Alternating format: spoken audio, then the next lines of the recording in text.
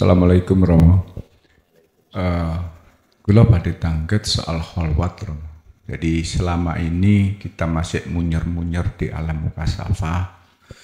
Jadi kita saat kholwat itu masih di alam mukasafah. Yang lihat itu semuanya memang makhluk halus semua itu. Spontanitas kita memang pertama ada rasa takut. Setelah itu kita langsung spontanitas, itu yang kita baca, itu lari ke ayat kursi. Setelah itu kita langsung, entah itu jin, entah itu apa, itu terus melihat, terus. Tapi dalam hati kita, itu kadang-kadang rasa takut itu ada, tapi terus ternyata akhirnya spontanitas kita membaca itu. Itu gimana, Rom? Assalamualaikum warahmatullahi wabarakatuh. Waalaikumsalam warahmatullahi wabarakatuh.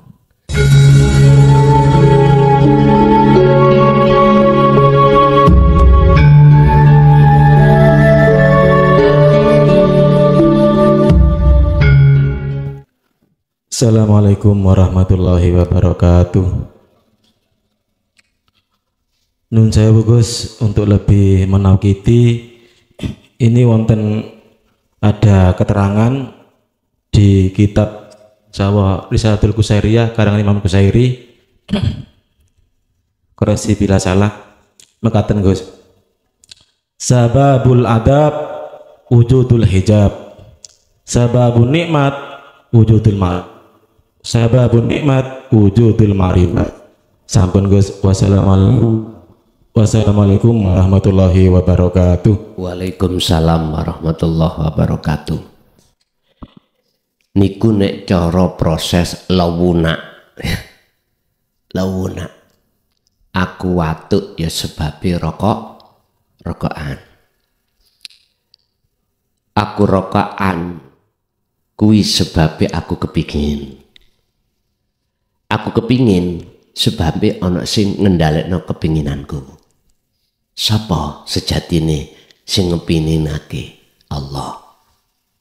Artinya Anda akan bisa mencapai makrifat, prosesnya itu harus dari syariat. Itu sebab akibat dari semua hukum. Saya tadi merasakan gurihnya susu, ya tak? Dikarenakan saya minum susu. Niki sing podo-podo menerima hakikat makrifat loh ya, syariate kabeh. Syariate bentuk saya itu harus ada punya ilmu bagaimana cara minum yang benar. Torikoi adalah jalan. Nama minum itu harus didatangkan susunya. Makanya gelem gak gelem mau ditekakno. Teko. Hakikate saya harus bisa merasakan rasa di dalam susu itu bagaimana. Gurih, oke. Mbok tak nyatakno tenan gurih.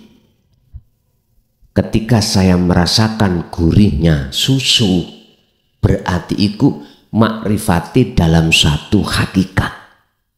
Yes. Syariate apa kita? Terserah.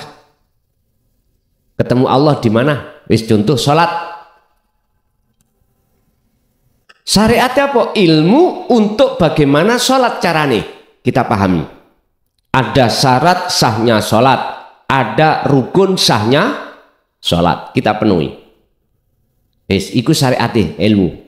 Torikoi nama sholat. Hakikatnya tujuan ini harus kita lakukan.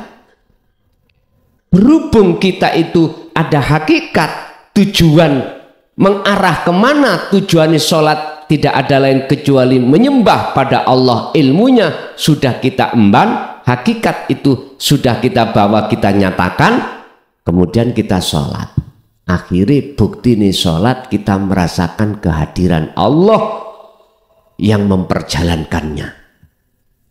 Berarti wis lepas syariat, torikot, hakikat lepas. Nyata hakikate yang disebut makrifat.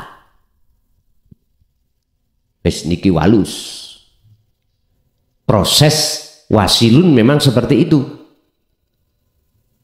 Berhubung kebanyakan umat manusia menolak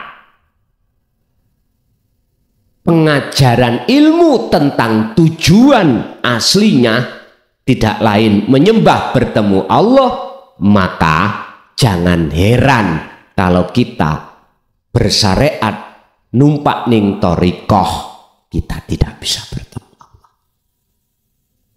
Bertemu nih bokong semok. Lungge bokong semok rupa garwa, bokong semok rupa anak, bokong semok rupa harta benda, pekerjaan. Iku bokong semok kabeh. Bahkan ana bokong semok iku pujaan.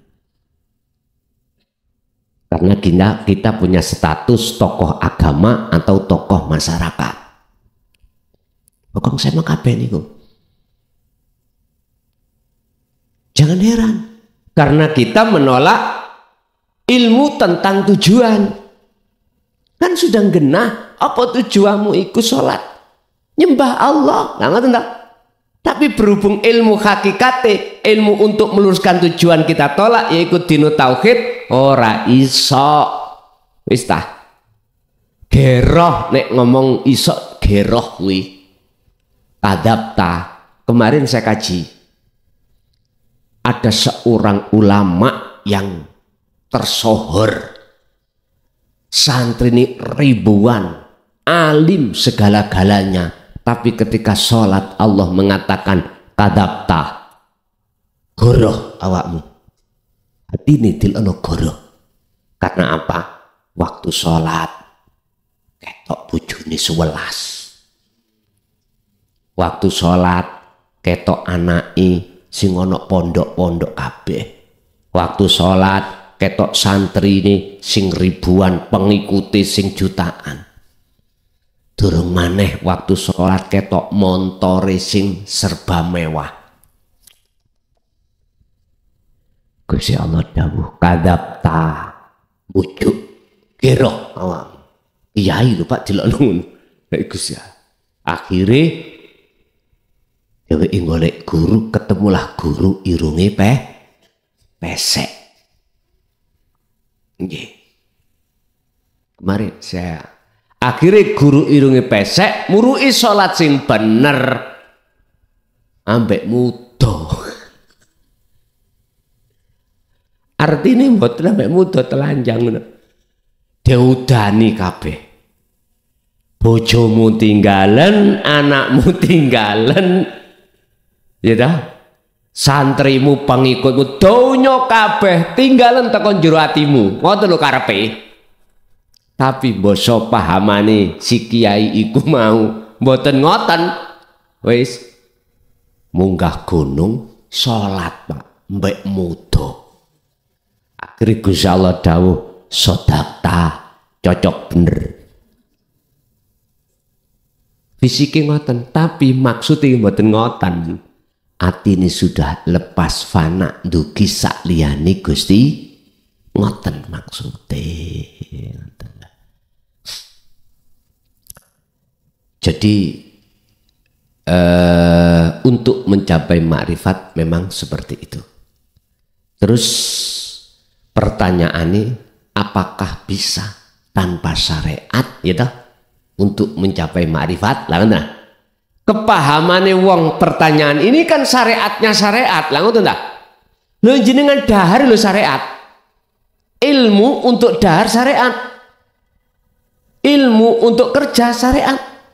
Ilmu untuk aktivitas apapun syariat. Lah torikoi iku nama sebuah aktivitas iku toriko. Toriko iku jalan. Hada sirot. Ini jalan. Bagaimana jalan ini jadi mustaqim? Yo innallaha rabbi wa rabbukum fa'budu, ya atimu kudu satu titik nanggone sejatine urip. Wis, surat Maryam ayat 36 niku tadi. Jawab saya, yo gak iso. Cuman syariat ini adalah seluruh aktivitas apapun ilmunya namanya syariat. Lah, nama aktivitas itu adalah thariqah. Laksana sampean ke sini, ya gak iso sampean niku lepas dugi kendaraan. Kendaraan niku syariat. Walaupun sepeda pancal, walaupun sandal, iku sampean iki ya tumpahan. Bisa lepas dugi thariqah? Enggak. Pada saat jenengan masih belum ning makrifat, masih perlu, nggak bisa sampai lepas dari thariqah. Mangan, nama makan itu thariqah. Wis, lah hakikatnya adalah tujuan.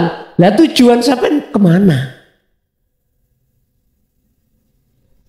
Wa ma umiru illa liya'budullaha mukhlishina lahuddin hunafa'a wa yuqimus shalah wa yu'tuz zakat wa dzalika dinul qayyimah. Mana agama yang lurus? Yaitu tadi, hanya menyembah. Berarti aktivitas apapun jenengan, jikalau hati jenengan iki estu makrifat pada Allah, maka inilah yang disebut dinul qayyimah. Wis, agama sing lurus. Kalau jenengan sudah membawa hakikat tujuan ini dan sampai pada tujuan, maka thariqah syariat pada saat jenengan sudah sampai di situ makrifat, mboten kanggo. Syariat wis gak kanggo. Mun salah paham. Detik-detik sampai sudah ada di sini, maka sepeda mobil gak ganggu. Di sini loh ya. Detik-detik sampai iku bertemu Allah di makom musyahadah, maka syariat thariqat hakikat wis gak ganggu. Tinggal makrifat ketemu. Nanti jenengan apabila turun lagi, ya sik kanggo. Sehingga bahasa sederhana maksudnya gak kanggo iku diparkir, mboten dibuang, tapi diparkir sebab nanti dipakai lagi. Lawang jasmania sampai mari sholat selesai toh, engko lah keluar ganti aktivitas lain lah, maka syariat thariqat isi kanggo pada saat itu.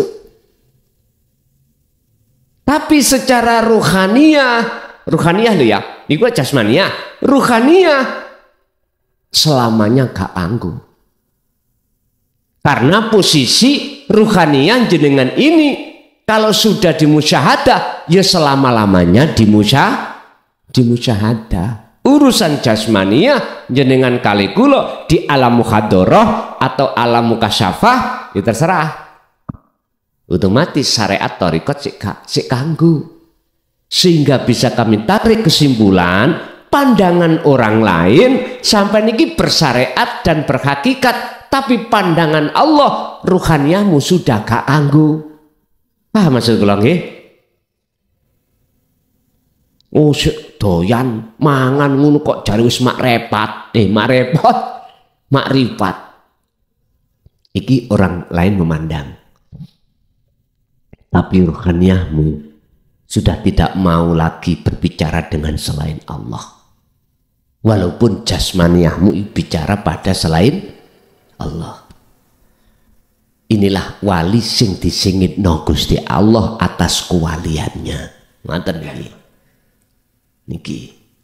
Wali sing disingitno oleh Allah disembunyikan oleh Allah atas kewaliannya terhadap orang lain. Wah, enak ngeten iki pun. Nggih, lanjut.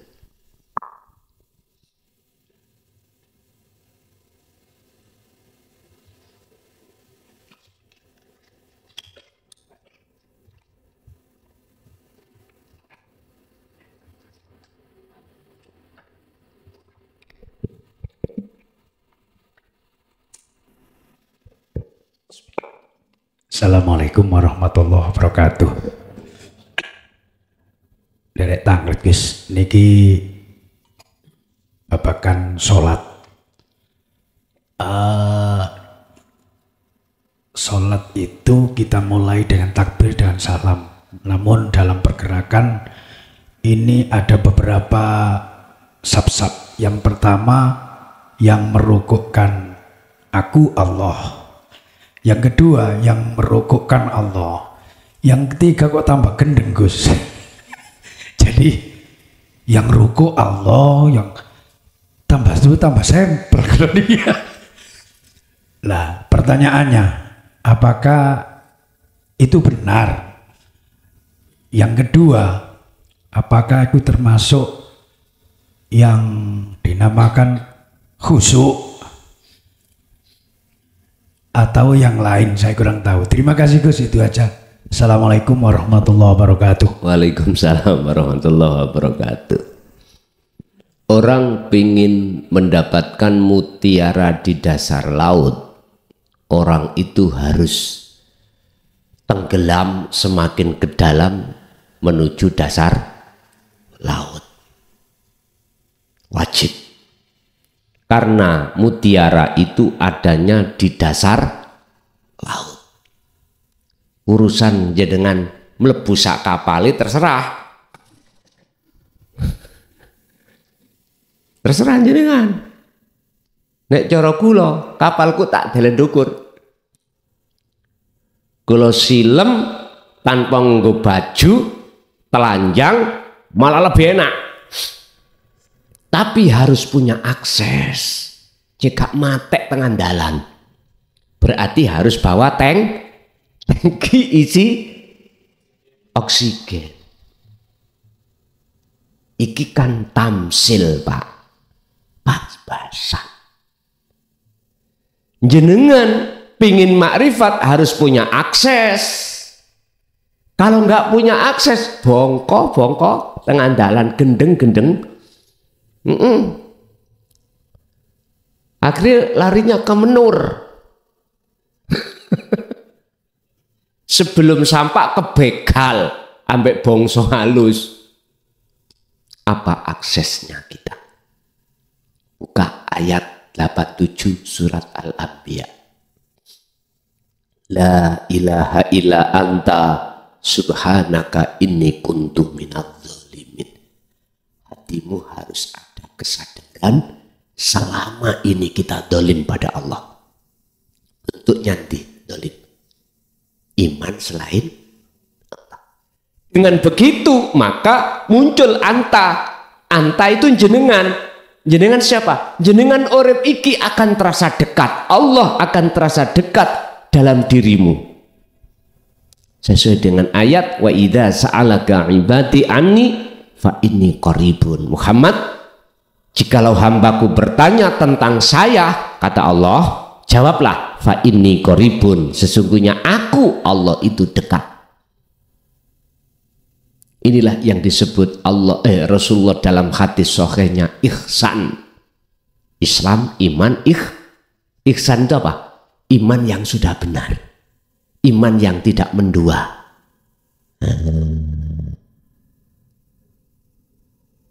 Kita akan terasa Allah itu dekat dan tidak ada selain Allah jikalau Anda membawa akses sirul asar. Titik. Ini akses. Dzikir inilah akses jenengan untuk bisa sampai mendapatkan mutiara. Kalau jenengan ini tidak membawa dzikir sirul asar atau nafi itsbat, atau jenengan pemfanaan keakuan diri sebagai makhluk dan mengisbatkan keakuan Allah. Wis ta masih kuwi thariqah sampai ratusan tahun wiridmu gak iso, ora iso. Dicoba sampean Beijing silumun nanggone laut gak nganggo tangki oksigen, sebab semakin ke dalam iku kuping semakin teng-teng Pak. Karena memang tekanan.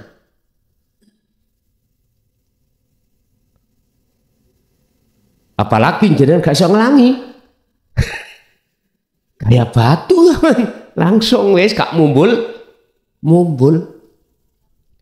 Makanya mengapa Rasulullah ketika sudah melewati alam mukasyafah, ketika Mi'raj di atas sab langit 7, malaikat Jibril mengatakan, Muhammad, bacalah tahiyat ini sebelum kau sampai ke Sidratul Muntaha. Kalau tidak, kau tidak bisa sampai ke sana. Tahiyat itu penghormatan, berarti akses itu sama halnya jenengan numpak pesawat nggawa tisu.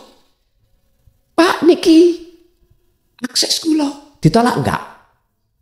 Kok sampean nggawa tiketnya diwojo? Oh ya, silakan masuk. Tisu digawa. Mboten saged. Pertanyaan dari Bapak tadi yang pertama, kok kula semakin gendeng, apakah betul-betul? Maksudnya gendeng jenengan wis gak bisa memberikan nilai dengan nilai berapapun zona di situ. Dan atau duniawiyah bagi jenengan sudah tidak ada harganya. Makanya bagi orang lain mengatakan jenengan sampel alias gendeng. Memang semakin masuk semakin gendeng, semakin gila pada Allah. Otomatis niku. Jadi benar jawaban saya. Jadi tadi aku nih makhluk takholi digerakkan oleh Allah hidup. Oke, masih ada dua. Saya suwe aku nih makhluk hilang lewat proses tahali, duduk kita jali aku nih Allah. Kok tambah gendeng? Iya, memang seperti itu. Karena jenengan ini asalnya dari anak kecil, fitrah, ra ngerti apa-apa, terus masuk balik, ngerti apa-apa, akhirnya kembali lagi anak kecil mana ra ngerti apa-apa. Wis gak rumangsa ngerti. Nek mau waktu balik ke atas jenengan sih merasa diri kita ngerti apa-apa yaiku. Bon. Yang kedua terkait masalah khusyuk. Gini kuwi khusyuk. Jenengan sudah tidak ada iman kalau selain Allah wujud, yaiku khusyuk. Itulah khusyuk. Gambarane wong salat wis gak merasa jenengan yang melakukan salat. Yaiku khusyuk. Berarti sing salat sapa? Allah. Inilah jenengan diwastani sampun mlebet akad, tidak hanya dikatakan ngerti wujud batine Allah, tapi juga wujud dohire Allah. Allah dohir, Allah batin, huwal awal wal akhir, wa dohiru wal batinu. Mekaten. Lanjut.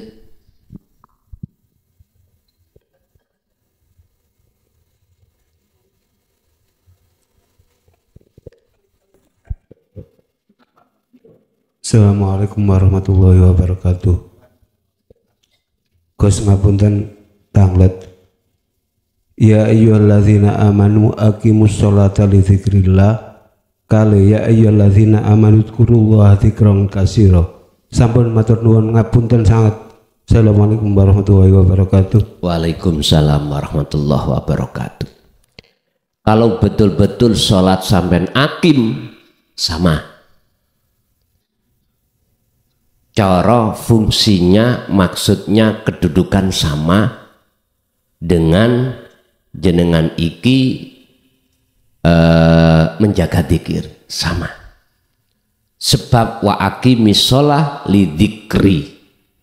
tujuan jenengan sholat lidzikri semata-mata eling menyang ingsun. Maksudnya eling sholat iki duduk sholatmu bos, tapi sholatku ngelompok Gusti Allah. Kok aku iki apa sih? Nah ini maksudnya eling di situ. Jadi sama Pak, jikalau akim itu betul-betul jenengan ini menjaga.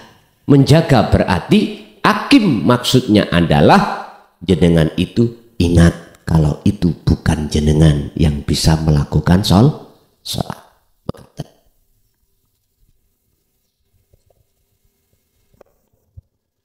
Assalamualaikum warahmatullahi.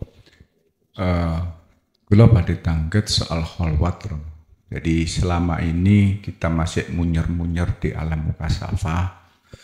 Jadi kita saat kholwat itu masih di alam mukasafah. Yang lihat itu semuanya memang makhluk halus semua itu. Spontanitas kita memang pertama ada rasa takut. Setelah itu kita langsung spontanitas itu yang kita baca. Itu lari ke ayat kursi. Setelah itu kita langsung entah itu jin, entah itu apa, itu terus melihat, terus. Tapi dalam hati kita, itu kadang-kadang rasa takut itu ada, tapi terus ternyata akhirnya spontanitas kita membaca itu. Itu gimana, Rob? Assalamualaikum warahmatullahi wabarakatuh. Waalaikumsalam warahmatullahi wabarakatuh. Kita mengapa kok baca ayat kursi? Karena dulu kita didoktrin setan jin minggat nek diwacano ayat pun kula mboten bantah mboten Pak. Setahu saya malah dia iso maca ayat kursi. Nggih ngapunten Kang Kada. Siapa si Ajazil yang pada akhirnya disebut iblis? Itu asal muasal penasehatnya para malaikat. Penasehat. Berarti penasehat itu luwih alim daripada yang dinasehati, yaitu malaikat. Makanya dia merasa alim, akhirnya berani menentang penciptaan Adam oleh Allah. Ngentene, heta Gusti. Napa mungkin boten dadosake tidak menjadikan munculnya manusia itu pertumpahan darah di bumi tah. Jenengan kok ajengin, panjenengan kok mau menciptakan manusia. Apakah boten cukup? Tidak cukup. Kami malaikat setiap saat mensucikan panjenengan. Gusti Allah dibadai. Lah gendeng sing ngeten iki. Iki bahasane bos iku dibantah oleh karyawan. Lah wong karyawan gak ngerti karepe bos. Mobil yang sudah dicuci, ya, sudah dicuci. Dikon nyuci mana? Karyawan bingung, lah pas sudah dicuci kok dikon nyuci lagi. Berhubung karyawan tidak memahami apa maksud bos, mesti berontak. Jabe, bos, ini tadi enggak, kan sudah dicuci, mengapa harus dicuci lagi? Gak tahu toh, jane ngono. Sebagai karyawan itu ojo kakean cocot. Wis jalakno ae apa kata bos. Nek kakean bantah, sampean kok di PHK men. Lho nggih. Sebab apa di dalam pikiran bos itu enggak sama dengan pikiran jenengan. Enggak sama. Apa yang dimaksud kehendak Allah itu tidak sama dengan apa kehendak kita. Karena kita kan ini. Enak moh gak Gusti aku iki mbok yen nek rapi oleh bojo sing ayu. Sing wedok yang ngono olehno sing ganteng, sing sugih dan lain sebagainya. Masa lain dino kita dijodohno sing gak cocok ning atine awak dhewe, tapi kelakon wong tuane. Le, rabi le. Aku wis dijodohlane, wis dijodoh sendiri. Wis. Lah, si Le itu sudah punya pacar, cocok wis. Tapi di mata keluarga ditolak. Waduh. Mau tak tolak orang tua. Mau saya lakoni iku aku adun cocok ambek pacarku. Terus yang mau saya nikah ini orangnya kok gak cocok ambek aku. Niki namanya si malah kamu. Mau ditolak itu orang tua, nggak ditolak, dilakoni itu nggak cocok dengan hatiku. Pista. Kita sebagai anak nggak ngerti apa sing dadi karepe wong tua. Pak, aku takut. Ada orang tua itu menyengsarakan anak? Nggak ada. Kalau nggak percaya, ibu habis nyusoni anake, obongen anake, ada? Nek pancen ada, iku berarti wong tua gendeng, gak waras. Gak ada, Bu. Orang tua itu tega dengan anak. Sama, Allah juga begitu. Sama. Walaupun kita itu dikasih perkara yang gak enak, itu bentuk kasih sayang Allah. Cuman berhubung kita tidak menyelami apa yang menjadi kehendak Allah, kita selalu protes. Bisnis enak-enak lancar, dijatuhno Allah dengan cara Allah sendiri, dibujuki kancane. Ya dah? Akhiri kolab, tanggungan bank banyak. Wis. Ini gak 1-2 loh ya. Sak pirang. Tapi coba kalau kita mau bertafakur, apa maksud dan tujuan Allah seperti ini? Ternyata kalau boleh saya urun jawaban, otomatis jenengan iki nanti terima atau enggak bukan masalah saya. Apa? Allah sengaja menyelamatkan ruhaniahmu dari kematian panjang disebabkan karena harta itu. Iya, coba apa? Nek gak diringkes sama Gusti Allah, jenengan kemana hati Anda? Mesti kebanyakan iku larinya kita pada selain Allah, yaitu kemewahan dunia. Enggak tambah tawaduk hati kita pada Allah, justru hati kita tambah dolim pada Allah.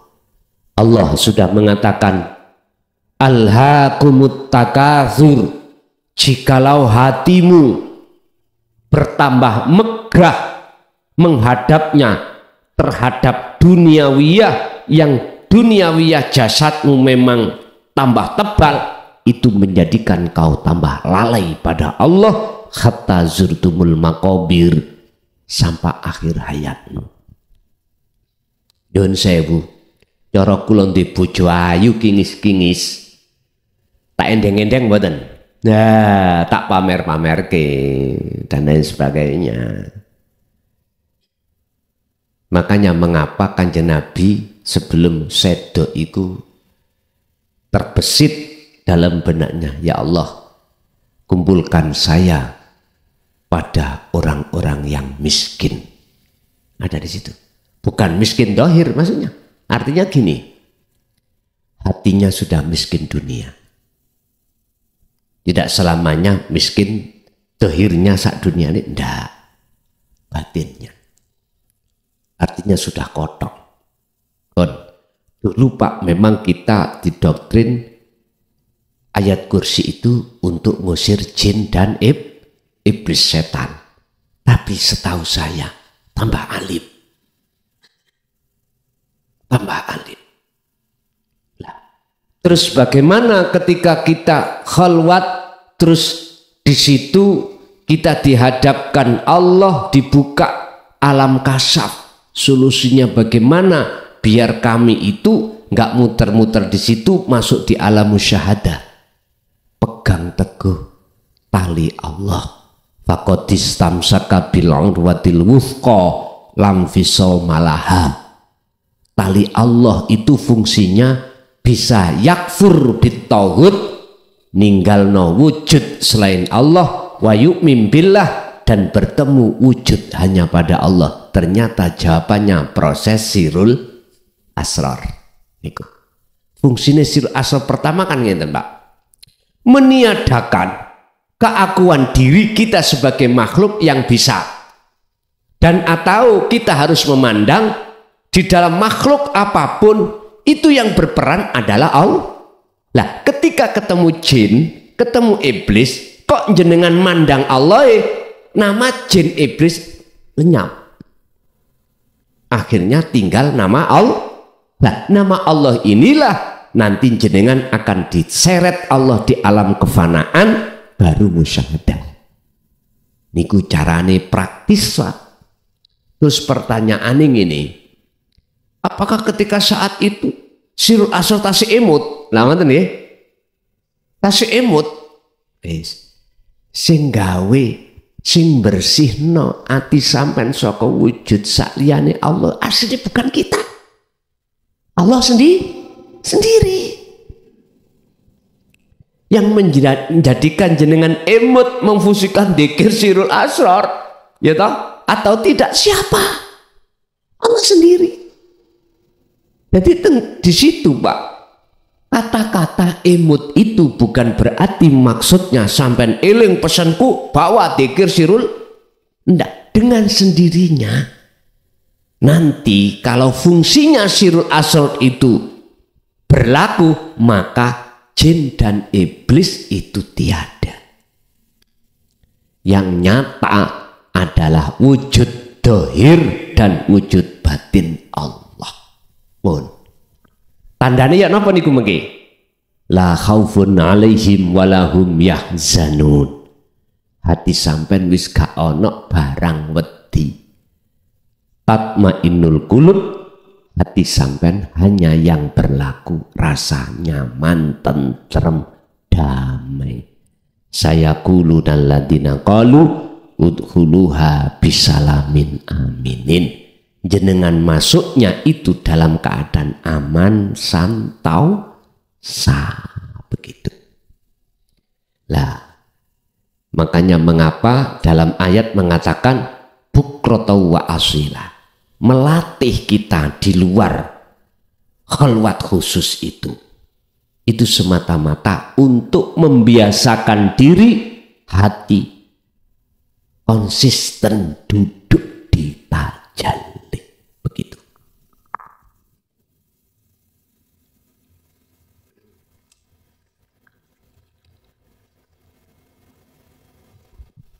Kasih wonten, mungkin Ibu barangkali.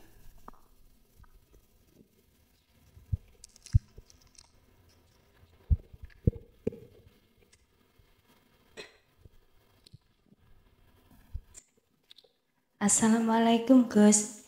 Niki tentang yang baiat kemarin. Niku kan ada bilangannya. Kita kan sebagai pekerja niku kadang pas waktunya zikir niku waktu bekerja. Sedangkan pada jumlahnya niku mboten tentu. Kadang mboten napa? Nggih, mboten tentu. Mboten nyukupi waktune. Nggih. Kadang waktu dalu niku kadang ketileman. Terus ditutukaken pas waktu selanjutnya niku dos pundi? Ngoten nggih. Yang beat karomah maksudnya.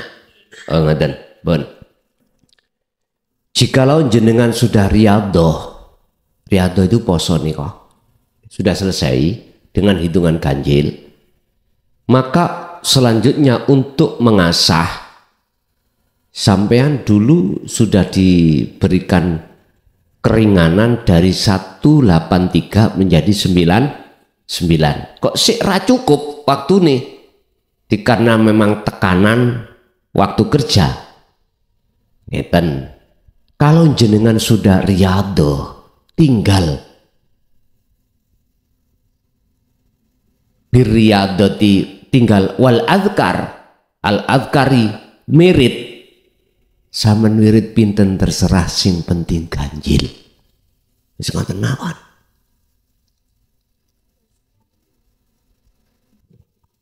Kadang kan waktu nyambut damel iku mboten emut jumlahe ngoten lho Gus, sak melampahi ngoten. Oh ngoten ta, wis sak kersa.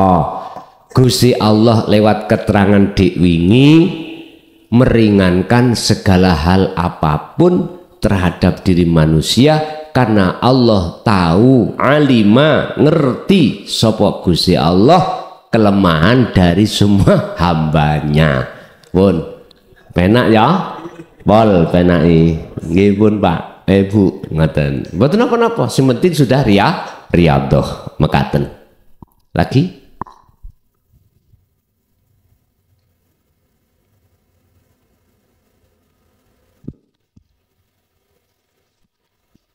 sampun cekap. Pun Bapak Ibu hadirin, monggo kita tutup suratul Fatihah. Mugia semua ilmu apa yang Allah berikan estu-estu bagi kita dan keluarga kita dan anak keturunan kita, menjadikan anak keturunan yang solih dan solihah. Lahumul Fatihah.